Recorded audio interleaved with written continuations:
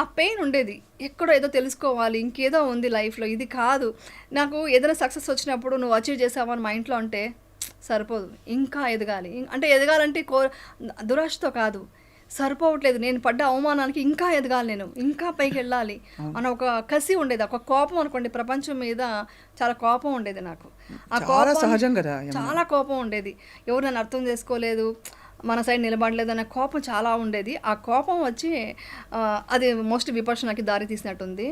అసలు చాలా మిరాకల్స్ ఉన్నాయండి అసలు ఆ విపర్శనకి వెళ్ళడం కానీ ఇది కానీ. సో అలా వెళ్ళాను అనమాట. మొత్తం డ్రెస్సెస్ అంతా సర్దుకున్నాను, షూ పెట్టేసుకుంటున్నాను వాకింగ్ తీసుకోవడానికి. మా అమ్మాయి నువ్వేనా పిక్నిక్ వెళ్తున్నావా, అక్కడ వెళ్తున్నది నువ్వు విపర్శనకి, చాలా కష్టమైంది అంది. ఎంత కష్టమైనా నేను సాధిస్తానురా అనేసి అన్నాను. అనేసి వెళ్ళాను అనమాట. వెళ్ళేటప్పుడు మా అమ్మాయికి కొంచెం టెన్షన్ ఉంది. అంటే అంతసేపు మమ్మీ కూర్చోగలదా, అంతసేపు చేయగలదా, 10 hours చేయాలండి ఎవ్రీడే, ఎలా చేస్తుంది, అంత ఫిట్నెస్ ఉండాలి ఎలాగా అనుకుంటుంది. బట్ నేను వెళ్ళాను. వెళ్ళిన తర్వాత ఒక్కొక్క రోజుకి ఒక్కొక్క ఇదండి. ఫస్ట్ డే మనం వెళ్ళినప్పుడు అంతా ఓకే, అంతా మనం సర్దేసుకుంటాము, అంతా సర్దేసుకుంటాము, అన్నీ పెట్టేసుకుని లగేజ్ అని సర్దేసుకొని అది పెట్టేసుకున్నాం, అన్నీ ఉంటాయి. ఫస్ట్ డే ప్లేట్ పట్టుకొని మనమే వెళ్ళాలి కదా లైన్లోకి. అదంతా ఓకే, మొత్తం ప్లేట్ వాష్ చేసుకున్నాం, నీట్గా ప్లేట్లో భోజనం పెట్టుకున్నప్పుడు కొంచెం ఎక్కువ పెట్టుకుంటాం, ఎందుకంటే మళ్ళీ మనకు ఎక్కువ అవర్స్ మనకు భోజనం ఉండదు తర్వాత. సో ఎక్కువ పెట్టేసుకుందాం తినేద్దాం అని అందరూ ప్రతి ఒక్కరిది అదే ఫీలింగ్ ఉండేది. సెకండ్ డే మీరు ఫస్ట్ వెళ్ళండి అని ముందు మనం ప్లేస్ వదలడం స్టార్ట్ చేసాం. అంటే మన క్యారెక్టర్ అక్కడ చేంజ్ అవుతుంది. ఆ చెప్పులు వదిలేది కూడా ఒక డిసిప్లిన్గా నీట్గా వదులుదామని.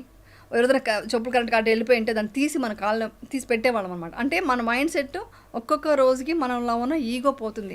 మనం అనుకుంటామండి నేను ఈగో లేదు నాకు, నేను చాలా మంచి అని. కాదండి, మనలో ఎన్ని తప్పులు ఉన్నాయో, ఎన్ని దోషాలు ఉన్నాయో, ఎంత ఈగోయిస్ట్గా ఉంటామో, ఎంత స్వార్థంగా ఉంటామో అనేది అక్కడికి వెళ్ళాక తెలుస్తుంది.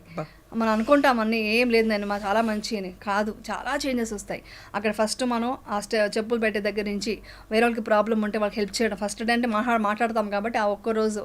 సెకండ్ డే నుంచి మనకు భోజనం ఎంత కావాలో అంతే చాలు, మనకు విపర్శన ఇంపార్టెంట్ అని ఫుడ్ తగ్గించుకుంటాము.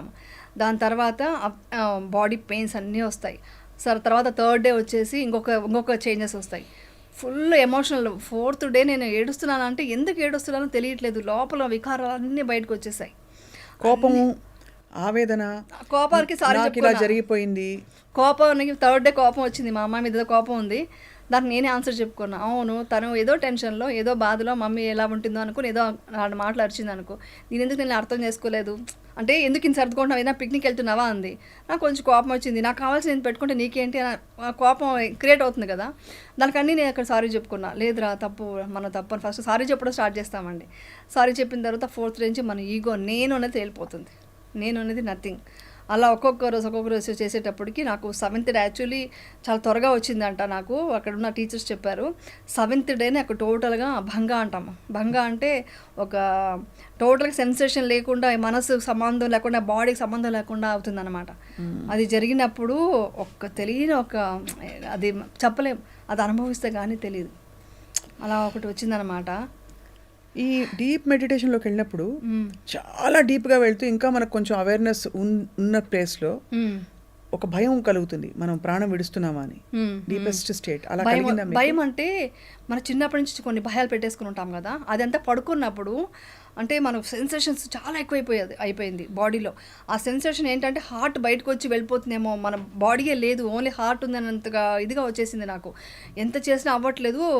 ఏదో మన అన్వేషిత సినిమా సీరియల్లో చూసినట్టు టపా టపా టపా అన్ని దయ్యాల భూతాల ఫేస్కి వస్తుంటే ఒక్కసారిగా ఒకలాగా భయం వచ్చేసి సేవకు ఉంటారు, వాళ్ళ రూమ్కి వెళ్ళిపోదామా, ఎవరిని డిస్టర్బ్ చేయకుండా వాళ్ళ రూమ్కి వెళ్ళి పడుకుందామా అని అనుకుంటున్నాను. కానీ మళ్ళీ నా మైండ్ నేను లేదు, మనం ఇక్కడ సాధించడానికి వచ్చాం, ఇక్కడ దయ్యాలు ఎందుకు ఉంటాయి, భూతాలు అంతా ఏముంటాయి అనేసి, అంటే అవన్నీ మన కల్పన, మన భయాలు అని చెప్పి నాకు నేనే బ్రీతింగ్ మీద ఇది పెట్టి అంటే ఆనాపానా అంటాం, అది చేస్తూ తర్వాత అలా రిలాక్స్ అయ్యి నార్మల్ అయ్యేది. నెక్స్ట్ డే వాళ్ళతో టీచర్ అడిగితే నీ లోపల నీ భయాలు అన్ని బాధలు ఉన్నాయి, ఇవన్నీ వెళ్ళిపోతున్నాయి, నీ ఎమోషన్స్ కూడా అంతే, ఎవ్రీథింగ్ వెళ్ళిపోయిందనమాట. చాలా ప్యూర్ మైండ్ అయిందనమాట నాకు.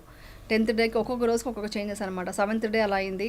అలాగా లాస్ట్కి వచ్చేసరికి బాడీ నుంచి గాల్లో తేలినట్టు అది అనుభవించిన వాళ్ళకే తెలుస్తుంది. నేను ఇలా టచ్ చేసుకున్నాను, ఏంటి నేను భూమి మీద ఉన్నానా అని డౌట్ వచ్చింది నాకు. అంటే అంత పైకి వెళ్తుంది అనమాట.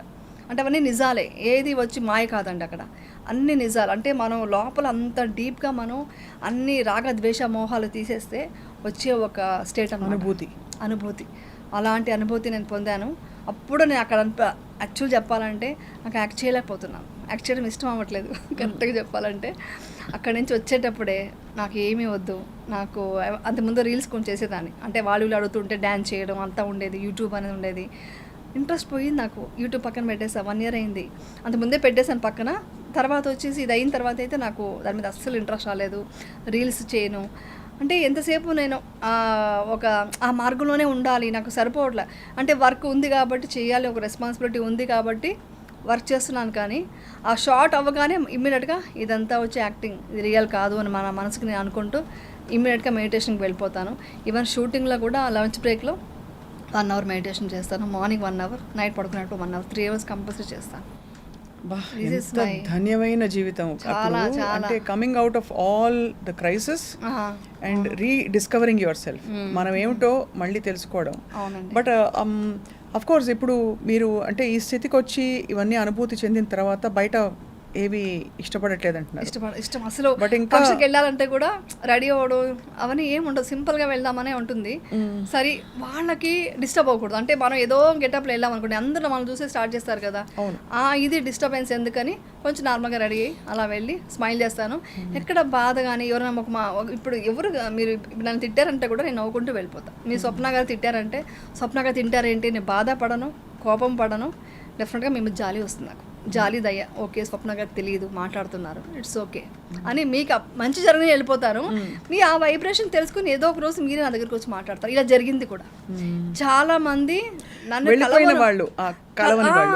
కలవకూడదు, నిన్ను చూడడం మేము కానీ చాలా మంది నా ఇన్సిడెంట్స్ తర్వాత వెళ్ళిపోయిన వాళ్ళు నన్ను కలిసి అసలు నేను మిస్ అవుతున్నాము అని చెప్పారు. ఎందుకంటే నేను ఒక హాస్పిటాలిటీ చూసి ఇంత బాగా చూసుకుంటున్నావు, ఎంత కేరింగ్గా చూసుకుంటున్నావు, వీఆర్ మిస్సింగ్ యూ అని చెప్పారు. ఇది కదా అచీవ్మెంట్ అంటే. అది మీలో జరిగిన పరివర్తన అంటారా, లేకపోతే వాళ్ళలో జరిగిన మార్పు అంటారా? నేను ఎవ్రీడే మెడిటేషన్ 1 hour తర్వాత మనం ఒక 10 minutes మిత్తా ఇవ్వాలి. మిత్తా మీన్స్ ఈ టోటల్ యూనివర్స్లో అందరూ హ్యాపీగా ఉండాలి, అందరూ బాధలకు విముక్తులు కావాలి అని మనం ఎవ్రీడే కోరుకోవాలి. అలా కోరుకున్నప్పుడు ఒక్క మనిషి కూడా ద్వేషించకూడదు మనం. సో ఒక్క మనిషి మీద కూడా ద్వేషం ఇప్పుడు నాకు లేదు, 100% చెప్పగలను. ఒక్క మనిషి మీద కూడా మిమ్మల్ని కష్టపెట్టిన వాళ్ళు కూడా లేదు, మిమ్మల్ని చాలా అన్యాయంగా లేదు, వాళ్ళు ఇరికించిన వాళ్ళు నువ్వు బాగుండనే కోరుకుంటా. దట్ ఈస్ విపర్సన ఒక గ్రేట్ థింగ్. అది నాలో చేంజెస్ వచ్చింది. ఇప్పుడు అలా చేశాను. ఇప్పుడు ఎగ్జాంపుల్ ఉంది కదా, ప్రూఫ్. వాళ్ళని ఎత్తుకుంటూ వచ్చారు, నాకు నువ్వు కావాలని వచ్చారు. మా ఫ్యామిలీలో మా దూరం బంధువులంతా వచ్చారు అని చూసుకొని. నన్ను ఈరోజు చూస్తే ఇంకొకటి కూడా అబ్జర్వ్ చేశాను. ఒక ఫంక్షన్కి వెళ్ళాను, వెళ్తే నేను నార్మల్గా ఇలా ఉన్నాను, ప్రతి ఒక్కరు నన్ను చూసి స్మైల్ చేస్తున్నారు. అంటే నాలో ఉన్న ఒక వైబ్రేషన్ వాళ్ళని నన్ను చూసి ఆప్యాయంగా స్మైల్ చేయాలని అనిపిస్తుంది. ఎక్కడ ఒక నేరో మైండ్తో నేను ఎవరిని చూడట్లేదు. ఏ మిస్టేక్ చేసినా కూడా ఒక స్మైల్,